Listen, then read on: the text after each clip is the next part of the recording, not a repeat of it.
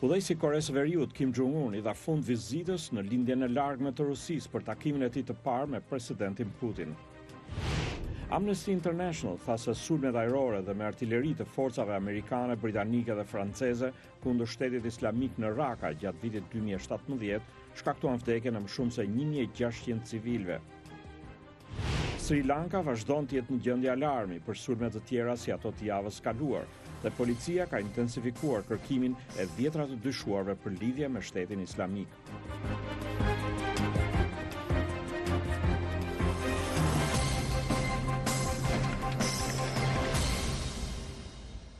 Mirëmbrëma dhe mirë se vini në programin e Zërit Amerikës Ditari. Unë jam Ilir Ekonomi. Në këtë emision mund të ndiqni mes të tjerash në Kosovë parlamenti thiri presidentin Thaçi në një seancë lidhur me deportimin e fshehtë të 6 shtetësve turq që Ankaraja pretendon se ishin mbështetës të grushtit të dështuar të shtetit. Në Shqipëri policia njoftoi se ka arrestuar disa prej autorëve të dyshuar për vrasjen e vëllezërve Astrid dhe Ibrahim Bilali rreth një muaj më parë në Shkodër. Do të kemi edhe një intervistë me Dritan Demiraj, anëtar i Këshillit Kombëtar të Partisë Demokratike të Shqipërisë. Do të flasim për djegjen e mandateve nga deputetët e kësaj partie dhe çështje të tjera.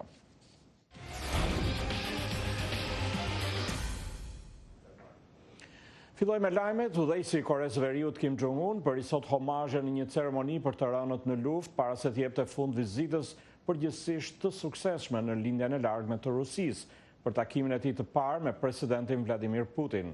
Kim Jong-un vizitoi një park afër shtabit të flotës ruse të paqësorit në Vladivostok për ceremoninë e vendosjes së kurorës që u mbajt 2 orë më vonë se sa ishte planifikuar. Udhëheqësi korean verior u nis për në Penjan të premten pasdite me trenin e tij privat. Sipas agjencive ruse të lajmeve, ai u largua rreth 4 orë më herët se sa ishte parashikuar, pasi delegacioni kërkoi që vizita të shkurtohej. Pas bisedimeve të tyre të njëjtën, presidenti Putin la të kuptohet se ai mund të jetë i gatshëm të luajë një rol më të madh në bisedimet e çnuklearizimit midis udhëheqësit Kim Jong-un dhe Washingtonit. Zoti Putin tha se do të ishte i gatshëm të ndajë me zyrtarët amerikanë hollësitë e takimit që pati me udhëheqësin e Koreas së Veriut.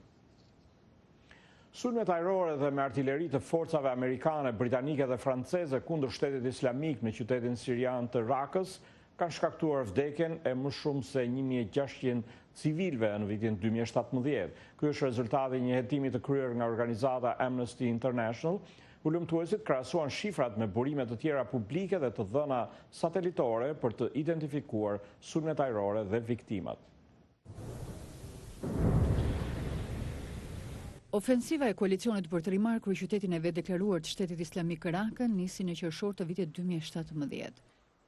Sipas organizatës Amnesty International, brenda një harku kohor prej 5 muajsh, operacioni u mori jetën më shumë se 1600 civilëve.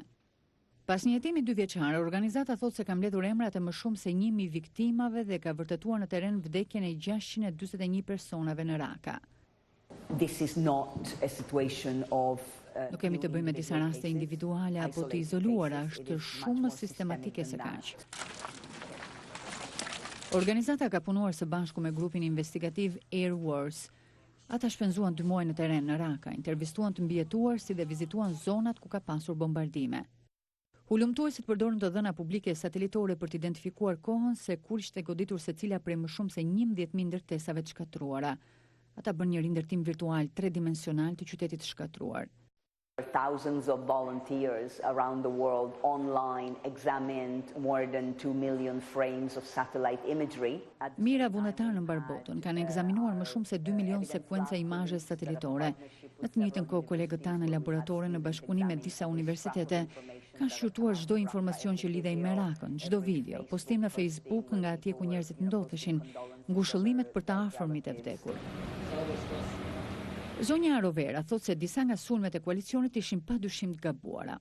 US forces boasted that they had used more artillery in Raqqa. Forcat amerikane u mburën se kishin përdorur më shumë artilleri në Raqqa sesa në çdo vend që nga lufta e Vietnamit. Kjo nuk është një gjë për të krenuar, sepse vënia në rrezik e civilëve është e papranueshme. Në videot e tij propagandistike, Shteti Islamik e portretizon Raqën si kryeqytetin utopik të kalifatit vetëshpallur. Amnesty thotë se grupi terrorist i përdorte civilët si mburoja njerëzore, minonte rrugët e daljes nga qyteti dhe vriste ata që përpiqeshin të largoheshin. Por studiosit thonë se forcat e koalicionit gjithashtu duhet pranojnë përgjegjësinë për shkallën e viktimave. Duke i referuar provave që ka paraqitur Amnesty International, thotë se forcat e koalicionit kanë pranuar shumë pak vdekje civilesh në raport me realitetin. Në Sri Lanka, një udhëheqës radikal islamik i dyshuar se luajti rol kyç në shpërthimet vetvrasëse të kishave dhe hoteleve të premten e kaluar, vdiq gjatë sulmeve sipas presidentit të vendit Maithripala Sirisena. Sri Lanka vazhdon të jetë një gjendje alarmi për sulme të tjera dhe policia ka intensifikuar kërkimin e dhjetra të dyshuarve për lidhje me shtetin islamik. Ndërkohë, autoritetet kanë dhënë shifra të reja për viktimat. Sipas tyre, të vrarët janë 253 dhe jo mbi 350, siç besohej fillimisht. Zyrtarët thanë se gabimi erdhi për shkak të vështirësive në numërimin e trupave të coptuar nga shpërthimet. Një gjykat në Washington dënoi me 18 muaj Maria Butinën, aktivisten ruse për të drejtat e armëmbajtjes, e cila ishte përpjekur të deportonte në qarqet politike konservatore amerikane dhe nuk ishte regjistruar si përfaqësuese e huaj. 30 vjeçaria Butina kishte kërkuar një dënim të barabartë me kohën e purgimit që kishte vuajtur deri tani, pra 9 muaj, si dhe deportim, meqense kishte rënë dakord bashkëpunonte me prokurorët amerikanë. Në muajin dhjetor ajo pranoi fajin se në bashkëpunim me një zyrtar të lartë rus ishte përpjekur të deportonte në shoqatën kombëtare të armëve dhe në qarqet politike konservatore amerikane për llogari të Kremlinit nga viti 2015 derisa u arrestua në korrik 2018. Ajo është shtetësja e parë ruse e shpallur fajtore se u përpoq të ndikojë në politikën amerikane në prag të zgjedhjeve të 2016-s. Butina pranoi se punonte si agjente e padeklaruar e një qeverie të huaj, por nuk u akuzua për spionazh. Këtë javë Kina pret udhëheqës nga 37 vende për nismën e saj Një brez një rrugë, një program masiv zhvillimi ky me rreth $1 trilion për projekte infrastrukture.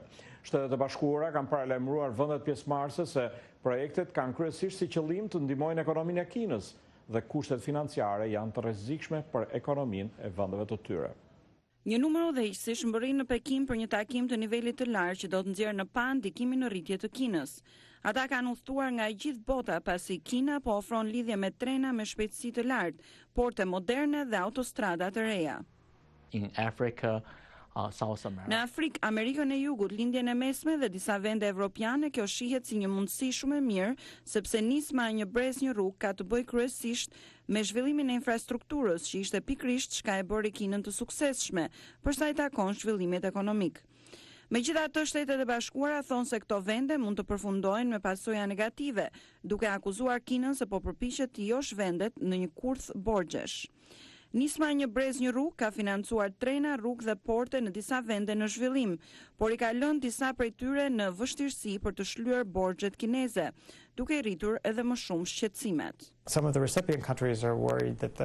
Disa nga vendet janë të shqetësuara se fondet po ndihmojnë në fakt kompanitë kineze më shumë se ato të vetat. Ndoshta në disa raste po inkurajohet korrupsioni ose po dëmtohet ambienti, prandaj kemi filluar të shohim një farë rezistence. Këtë vit Kina po e modifikon qëndrimin duke reduktuar koston e disa projekteve, duke angazhuar për masa për mbrojtjen e mjedisit dhe duke ofruar të bashkëpunojë me partnerë si Japonia. Në këtë drejtim nuk mendoj se ekziston ky problem dhe kjo nismë veç se i ndihmon dhe sjell zhvillim. Nisma që ka si objektiv të lidhë Azinë me Evropën dhe Afrikën vazhdon të rrisë ndikimin e saj. Pavarësisht nga paralajmërimet e perëndimit, Italia u bë së fundmi i pari vend i madh evropian që hyn në këtë program, ndërsa Zvicra bën të njëjtën gjë, Pekini shpreson të tërheqë edhe vende të tjera.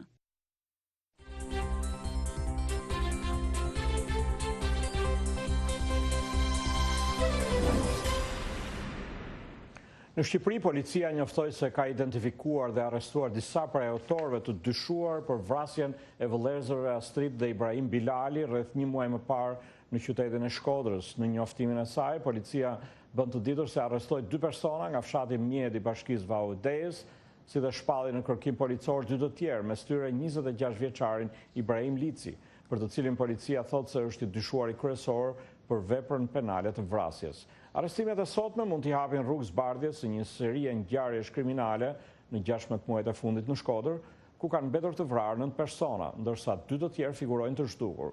Sipas policisë, vrasjet kanë të bëjnë me larje e sapesh mes grupeve kriminale që veprojnë prej vitesh në Shkodër. Përplasja mes grupeve kriminale nisi më 13 janar të vitit kaluar pas një atentati me lëndë shpërthyese të telekomanduar ndaj Lulzim Kullës, ku betën plagosur 8 persona, mes të cilëve edhe vetë Kulla. Në shtator të vitit kaluar, forcat speciale të policisë ndërmorën operacionin Oazi të shtrirë edhe në disa qytetet e Evropës, duke arrestuar 12 pjesëtarë të njërit prej grupeve kriminale, por policia nuk arriti të godasë edhe grupet e tjera kriminale që veprojnë në Shkodër. Në Tiranë, Këshilli i Evropës përmbylli sot një projekt mbi reformimin e administratës publike. Pjesë e këtij projekti është edhe portali administrata.al, që pritet të përmirësojë shërbimet publike. Reformimi i administratës është një nga 5 detyrat e BE-s për Shqipërinë në rrugën e integrimit evropian. Korrespondenti ynë Liriana Golli njofton nga Tirana. Këshilli i Evropës dhe qeveria e Zvicrës në bashkëpunim me qeverinë e Shqipërisë paraqiten sot një portal të ri për menaxhimin e burimeve njerëzore të administratës publike.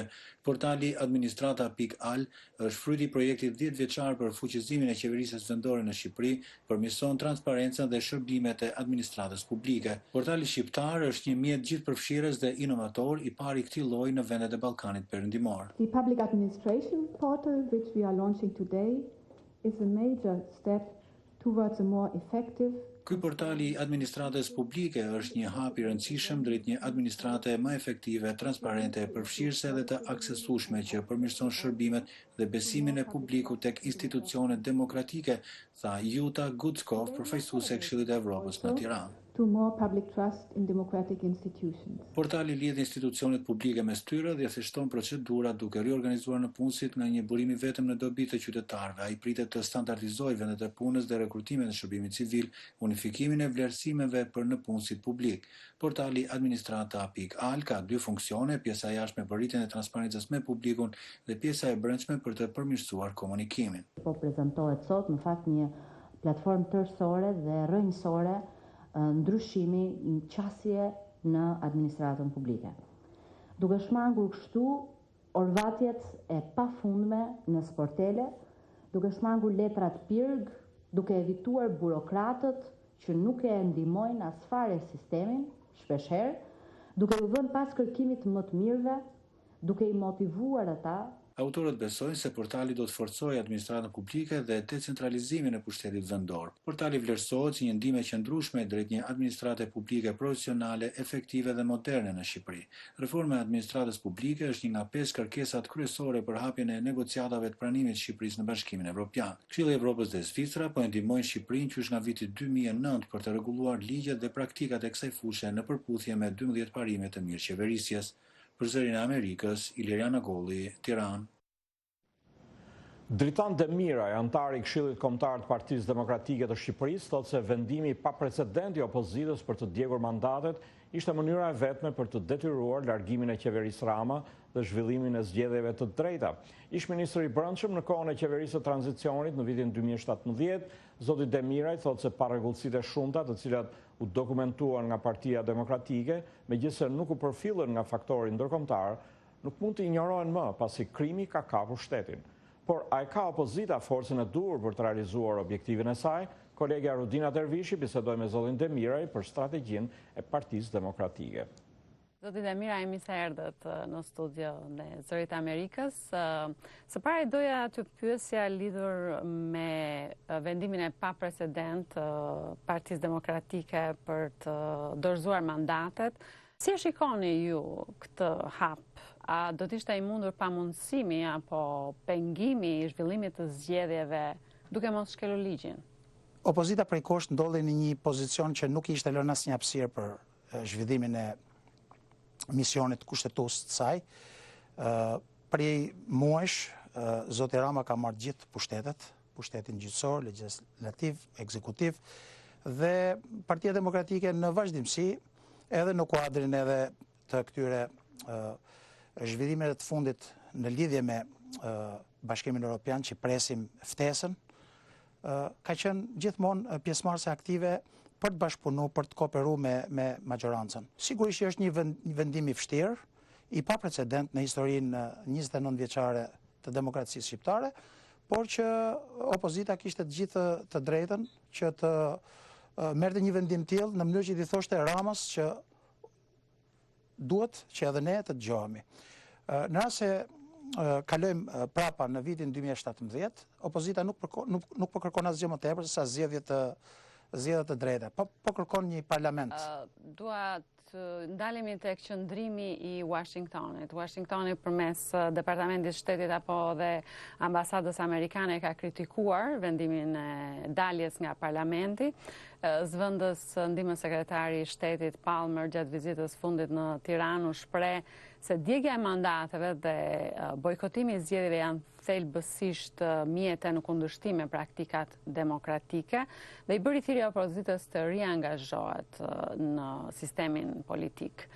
Duket se opozita nuk ka një mbështetje nga ndërkombëtarët.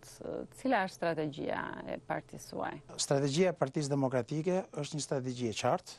Të dyja shtetet, qofshin këto Shtetet e Bashkuara, qoftë Bashkimi Evropian, në vendet e tyre kërkojnë që zbatimin e ligjit. Kërkojnë që demokracia mos jetë fasad. Dhe në këtë kuadër, Partia Demokratike s'po kërkon asgjë më tepër, por zhvillimin e zgjedhjeve të ndeshme.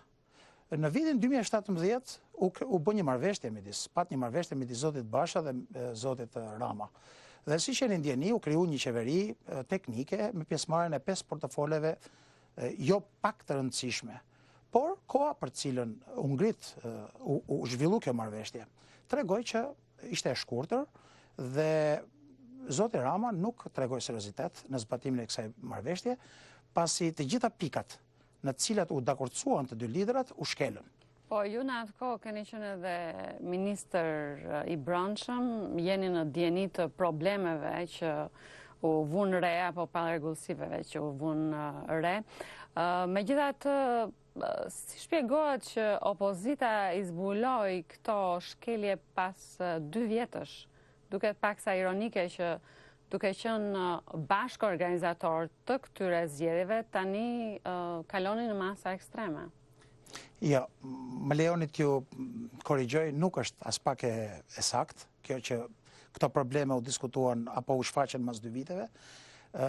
U krijuar një task force me datën 5 qershor deri me datën 25 qershor. Qëllimi, objekti dhe misioni i kësaj task force ishte monitorimi i zgjedhjeve.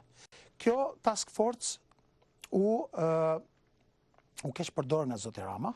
Asnjë nga ministrat e Partisë Socialiste nuk mori pjesë në task force. Dhe më lejoni të sjell në vëmendjen tuaj që vetëm nga raporti përfundimtar kanë dalë që gjatë kësaj periudhe 20 ditore ka pas 595 denoncime nga ana jonë, nga ana vetëm e ministrave që përfaqësonin Partinë Demokratike mbi mandatet, mbi përdorimin e policisë në zgjedhje, përdorimin e grupeve kriminale, përdorimin e parave të pista, cilat ishin siguruar nëpërmjet trafikut drogës dhe përdorimit të administratës publike. Po, duket se ka në fakt jo pak kënaqësi me qeverisjen socialiste, megjithatë duket se opozita nuk ka qenë në gjendje të tërheqë masën e duhur të pakënaqurve që protestat arrin të detyrojnë largimin e zotit Rama. A mendoni se opozita vuan nga mungesa e besimit? Për sa i përket kësaj që sapo thatë ju, është krejtësisht e kundërta, sidomos në 3 muajt e fundit, opozitës janë shtuar me 10 mira mbështetës, jo vetëm të djathtë apo të qendrës, por edhe të majt. Situata e Shqipërisë sot është dramatike, situata e rendit është katastrofale, këtë e tregoi edhe sulmi apo grabitja në aeroportin e Rinasit. Kemi vrasje pafundësisht, 11 në Shkodër, pa 0 zbulueshmëri, kemi mbi 80 vrasje në Vlorë, pra pasojat e kanabizimit kanë sjell të gjithë këqijat e shoqërisë shqiptare. Politika drejtohet nga krimi. Në një moment që krimi bëhet më i fortë se sa qeverisja, ky është problemi më i madh.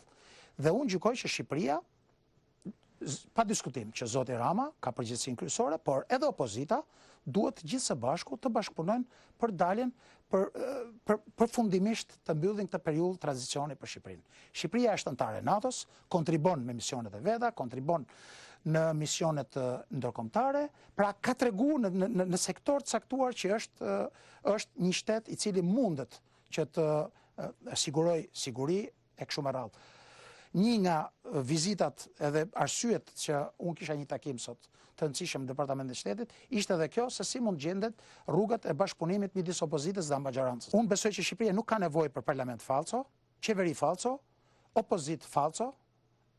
Shqipëria ka nevojë për një qeveri të përgjegjshme të realizojë reformat e duhura në mënyrë që edhe ne, si gjithë shtetet e tjera, të ecim përpara dhe bëhemi pjesë e Bashkimit Evropian. Zotë Demira, ju falemnderit për intervistën. Ju falemnderit për mundësinë që më datë.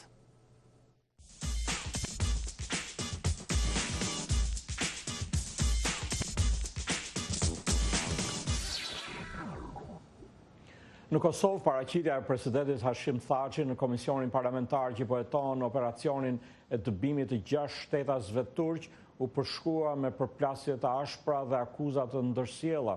Përplasja që çoi edhe në dështimin e dëshmisë pasoi kërkesën e presidentit Thaçi për të kërkuar hetim ligjor për ekspertin ndërkombëtar që ka hartuar raportin mbi shkeljet e bëra nga institucionet e vendit lidhur me dëbimin e shtetasve turq. Edhe më shumë se një vit nga dëbimi i tyre, skena politike në Kosovë vazhdon të debatojë këtë çështje. Njofton korrespondenti ynë Leonard Shehu. Të premten në Prishtinë dështoi dëshmia e presidentit të Kosovës Hashim Thaçi para komisionit parlamentar që po heton operacionin e dëbimit të 6 shtetasve turq. Presidenti Thaçi u paraqit në komision fillimi i punimeve të cilit u përshkruan me debate të ashpra dhe përplasje personale ndërmjet presidentit dhe anëtarëve të këtij komisioni nga radhët e opozitës. Debati u shpresua pas kërkesës së presidentit Hashim Thaçi për të verifikuar ekspertin ndërkombëtar që ka hartuar raportin për shkeljet e bëra gjatë operacionit për dëbimin e shtetasve turq më shumë se një vit më parë. Presidenti Thaçi hodhi kërkesën që të hetohet vetë komisioni, pasi që sipas tij ka bërë shkelje ligjore me punësimin e ekspertit ndërkombëtar, duke vlerësuar se ai ka qenë i njohshëm. Në veprimin tuaj, duke shkelur ligjin neni 21, duke marrë deklarata nga njerëz kompetent e sigurisë në Kosovë. Tash kam edhe fakte që do të prezantoj. Eksperti juaj duke i marrë huaj, bërë ekspertizën e tyre për raport, ka bartur deklaratat e shefit të inteligjencës, shefit të policisë dhe të gjithëve, një nga një, në adresat caktuara dhe të vendeve që se ka njohur pavarësinë e Kosovës. Ka bartur materiale dhe intervista tyre në media dhe jenë prezentuar në media. Prandaj u keni bërë shkelje ligjore nga dita e parë e punës me ekspertin. Dhe për mu shkelje ligjore, flagrante, gjë që parlamentit duhet zhvilloj debat dhe themeloj një komision hetimor me jetu punën e komisionit tuaj. Kjo temë për ekspertin nuk ka qenë këtu fare. A dim pse? Sepse krejt kanë menu që ai eksperti ka ardhur, ju një mën pak po s'din me shkru qaç. Kur i keni pa argumentet, keni thonë, tash ku ka problem serios. Kush o ky? Ka na erdhë, more kemi diskutu kush është ai, more kemi votu para te. Nuk është temi juja kjo. E juja është me na tregu rolin tan, a jeti çaj që ke thonë në urdhën, që na krejt pedim që ti je çaj. Okej. Për këtë proces. Okej, shpifje. Unë dua të flas, dua të përgjigjem, ju lus me ma jap këtë mundësi. Me nervoza dhe me na i veprim arrogant, agresiv, pa edukuar. Shumë i pa edukuar je. Unë po du me folis për lene, vishe. Që kene, Vazhdo. Vazhdo.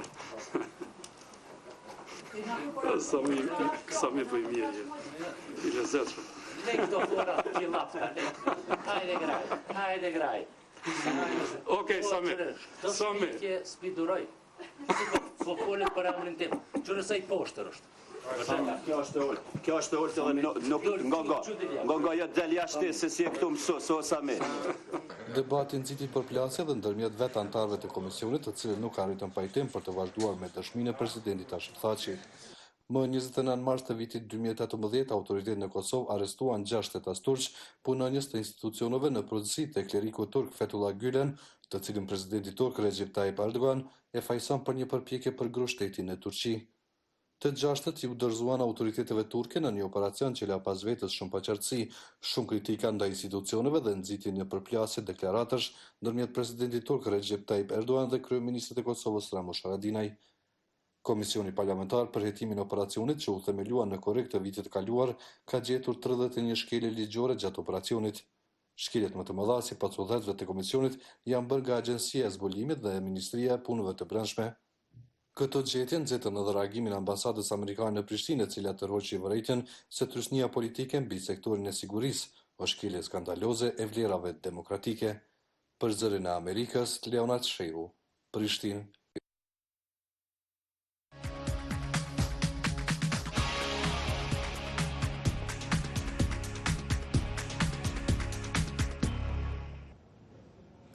Këtu në Shtetet e Bashkuara, ish nën presidenti Joe Biden shpalli dje zyrtarisht kandidaturën për zgjedhjet presidenciale të 2020-s.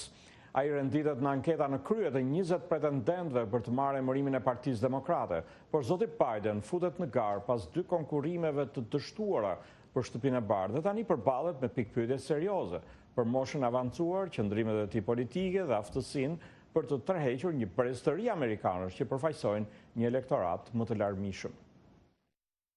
We are in the battle for the soul of this nation. Joe Biden u fut në garë pasi shpalli kandidaturën përmes një videoklipi ku sulmonte presidentin Trump.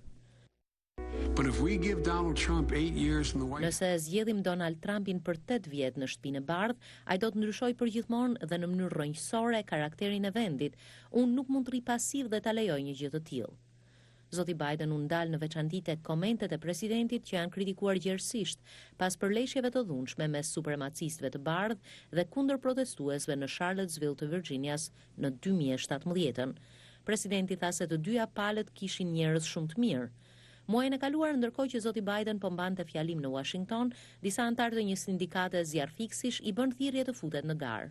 there is no quit in America. Nuk dorëzohet njëri në Amerikë, nuk ka ndodhur dhe nuk ka për të ndodhur kurrë, fal jush. Because of you.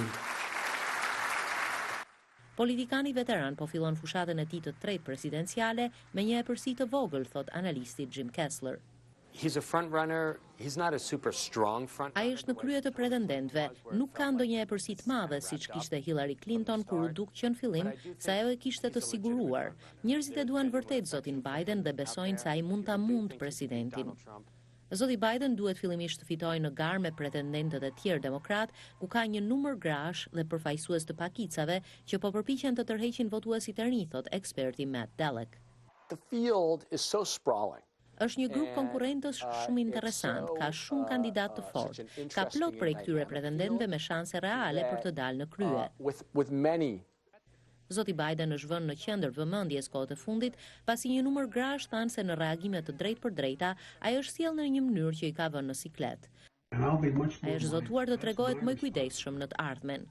Shumë demokratë shohin zotin Biden si të moderuar. Ai shpreson se roli si nën president në administratën Obama do ta ndihmojë të tërheqë elementin progresiv në parti. Të gjithë më pyesin se çfarë soi demokrati jam. Jam demokrati tipit Obama-Biden dhe e them me krenari. Analisti Jim Kessler thot se epërsia që gëzon do ta bëjë zotin Biden edhe objekt sulmesh. Për një herësh do të fillojnë sulmet, pasi kandidatët e tjerë do të mendojnë se duke e goditur atë, duke e ulur në anketa, do të dalin vetë në krye. Presidenti Trump e përshëndeti zotin Biden për përfshirje në garë, duke postuar një koment në Twitter ku e quante Biden i gjumash. Zoti Biden është 76 vjeç, mosha e avancuar dhe karriera e gjatë si senator mund t'i sjellin probleme, thot analisti Bill Sweeney. Fushatat shohin drejt së ardhmes, jo nga e shkruara. Demokratët do të fitojnë nëse mbeten të përqendruar tek e ardhmja. Është vetëm fillimi, por për momentin duket se strategjia e zotit Biden po i bin demokratët se ai është kandidati më i mirë për ta mundur presidentin Trump vitin e ardhshëm. Këto ishin materialet e përgatitura për ditarin e sotëm. Ditari mund të ndiqet drejt për drejt në faqen tonë të internetit zëriamerikës.com si dhe në Facebook. Mirupafshim.